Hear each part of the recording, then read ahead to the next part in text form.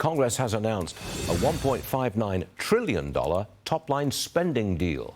Well, the far right not happy with it. Steve Moore joins us now. What do you say to this spending limit, and does it avert a government shutdown? Yeah, Stuart, good to be with you. Yeah, look, I'm in favor of this deal. I think Mike Johnson, the new speaker, did a good job here. Now, look, I'm not going to break out in hallelujah or something, but I think given the hand that the House Republicans have been dealt, where you can't even get 218 Republicans to agree on what day it is of the week, I thought that this was pretty smart. Look, it does have some modest cuts in spending, including a $20 billion reduction in the IRS funding that Joe Biden wanted. So that's a good thing. It does put a cap on spending, but spending is going to continue to go up. Let me be clear about this. But you just raised an important point, and one of the reasons I like this deal. I think a government shutdown would have been a disaster for the Republicans.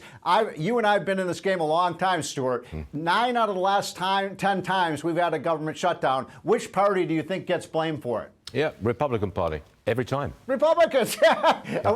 So this averts that, and it keeps the focus in 2024 on the financial and fiscal calamity in this country today. In other words, if you're upset about the $6 trillion increase in spending under Biden, if you're upset about a $34 trillion national debt that is headed to $50 trillion under the Biden budget, you got to get rid of Joe Biden. It's that simple.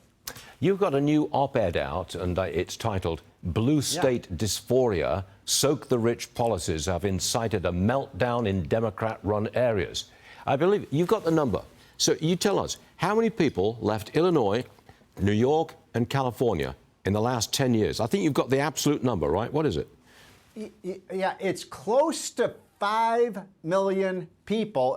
If you add New Jersey, which is the fourth big blue state, it's about 5 million people. This is one of the biggest mass migrations in American history. You know, if you look at, for example, the states that gained the most population over the last 10 years, you're talking about, obviously, Florida, Texas, South Carolina, North Carolina, Georgia. Those states, the Southeast now has a larger GDP, total combined economic output, than the Northeast. That's the first time that's ever happened in American history. So what's happening is not just a migration of people to these low-tax states, but also a migration of business activity, capital investment. Look, the South is where it's at right now. And what is the response by the blue states? They keep raising their tax rates. California just adopted a new tax increase. Their top rate, you know what it is today, Stuart, in California? Tell me.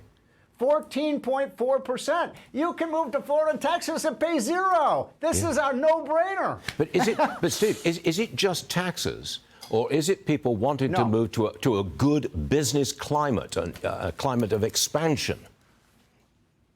Yeah, good point, Stuart. So, yeah, it's the latter. It's not just taxes. For example, these states that are growing rapidly are right-to-work states. They basically say, look, they have unions, but you have, as a worker, the opportunity to join the union or not join the union. You can't be forced to. They have lighter regulation, better policies across the board, a pro-business atmosphere. And the point of my article today is, the blue states don't get it, Stuart. They keep raising their tax rates. My home state of Illinois.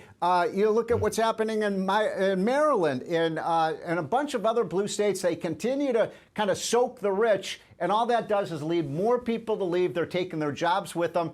I wish these blue states would get their act together and stop avoiding reality, which is taxes do matter, and they matter a lot. Yeah, you got that right. Steve Moore, great stuff. Thanks for joining us.